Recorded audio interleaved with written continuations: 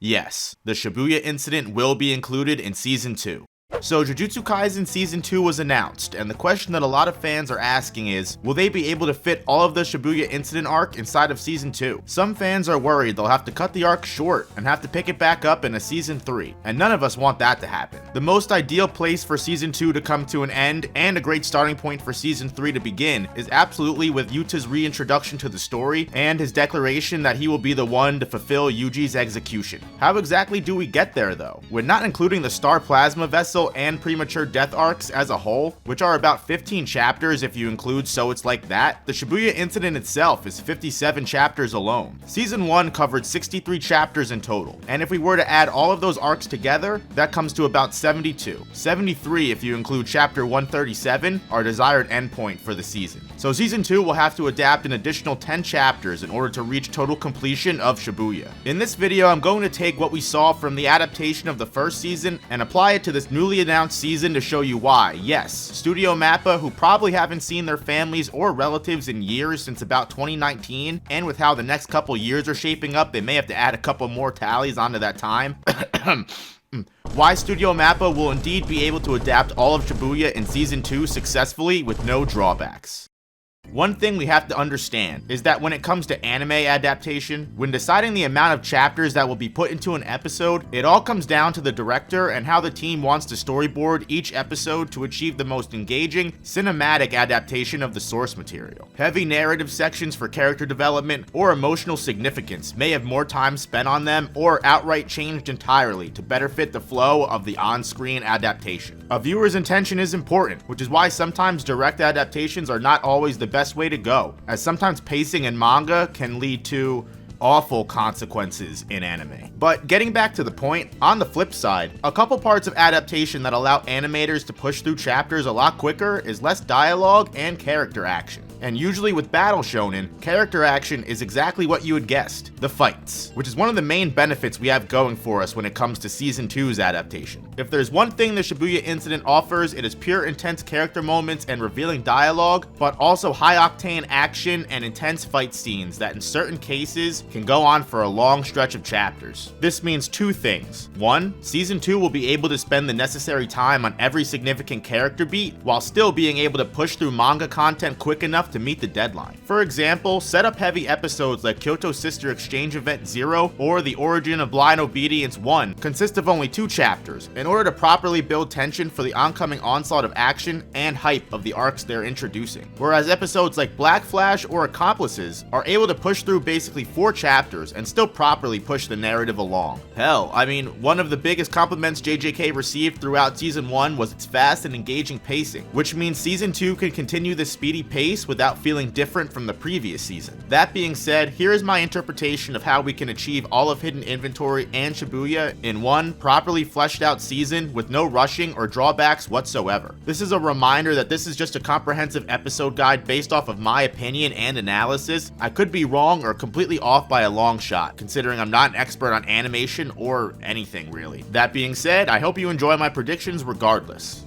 Now, we'll be kicking off the season with the lighthearted chapter It's Like That, to refamiliarize ourselves with the main cast and then kick off Hidden Inventory with its first chapter to close the episode out. Episode 2 will continue with Gojo and Geto's battle with the Q, introducing Riko and leaving off before the fight with the 2 curse users. Episode 3 will consist of the battle with the 2 curse users and end right before the time skip to after the maid is rescued. We'll then move on from the time skip during episode 4 and rip through both of Toji's fights with Gojo and Geto, leaving off on the cliffhanger of Gojo's finger twitching, which will be absolutely dope. Episode 5 will finish off the Hidden Inventory arc with Toji's defeat, transitioning into Geto's slow demise, ending off with Yuki's introduction. Episode 6 will be the end of the Gojo flashback, ending right after Gojo wakes up from his nap and before the Tokyo students head off to confront the traitor. This episode will consist of the entire Evening Festival mini arc, which consists mostly of action and can definitely be condensed for time, while still allowing it to feel like an awesome fight for Mekamaru's last stand. And finally, episode 8 will kick off off the Shibuya incident and slow down on the pace a bit to establish the arc and build up the tension of Gojo's fight with the cursed spirits. Episode 9 is where we start the breakneck pace in order to make sure we finish the arc on time. Gojo kills Hanami and we switch over to Yuji and Mei Mei, ending on Yuji defeating the Grasshopper Curse. We'll then finish up Gojo's fight here on episode 10 and end the episode with Gojo being fully sealed and Mekamaru reaching out to Yuji to let him know. We'll then continue through the arc and cut chapter 93 off early on the final panel with Geto sitting with Prison Realm, before episode 12 then kicks off to the cut of Yuji yelling for Nanami. This will then consist of the beginning of Yuji, Megami, and Ino's fight with the curse users and end on Toji's resurrection as a cliffhanger. Episode 13 will open up with Gojo Satoru's birth panel and the curse user flashback, ending on Ino's defeat, Yuji and Megami splitting up, Mei Mei's victory over the curse user she was fighting, and Nobara about to fight Haruta. Episode 14 is going to be the first official 4-chapter episode we have on the list, but it doesn't feel like much of a stretch because of Nobara's fight and Nanami cleaning up the mess. That should all be able to be condensed into one half of the episode, while then breezing through the fight with Mei Mei and the smallpox curse, which shouldn't be at any cost at all because it really is a quick fight, and then topping it off with being able to introduce Yuji and Choso's battle properly. That will then lead us into episode 15, which then gives us a full episode to focus on Yuji and Choso's entire fight, which brings us into episode 16, either ending on the final scene of Choso or just getting right to the fight with Dagon, setting up the entire pre-domain battle and ending off of Dagon's domain as the cliffhanger. Episode 17 is then our second 4-chapter episode, once again not being a very hard request considering these chapters will consist completely of the fight against Dagon with not too much dialogue. The halfway point of the episode will cut at Toji's introduction, and the episode will end after Jogo finishes the battle and finds Yuji in his attempt to feed him the Sukuna fingers. Episode 18 will then consist of Sukuna's resurrection, the remainder of Megami's fight with Toji, Panda and Kusakabe's encounter with the other cursed users, and end on the iconic panel of Sukuna tossing Jogo out of the building. Episode 19 will then be finishing Sukuna vs Jogo, introducing Maharaga, and ending on Sukuna about to begin his fight with the Shikigami. Said fight will then end on episode 20, bringing Yuji back into the story, showing his trauma, and then ending again on Nanami being killed.